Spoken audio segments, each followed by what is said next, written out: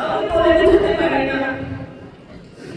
আমার স্বামীকে 2013 সালের 28 নভেম্বর ঢাকা কেন্দ্রীয় কারাগারের সামনে থেকে গুম করা হয়, যেখানে খুব বড় করে লেখা ছিল রাখি পূর্ণিমার মধ্যে একটা খাওয়ানোর পর।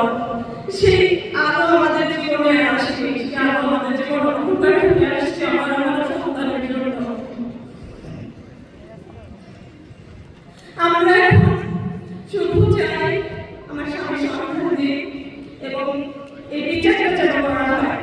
গুম কমিশন যেটা রিপোর্ট ফাইনাল রিপোর্ট সাবমিট করেছে, সেখানে তারা বলেছে 251 জনকে ধরে রেখেছে, তারা কখনো ফেরত আসবে না।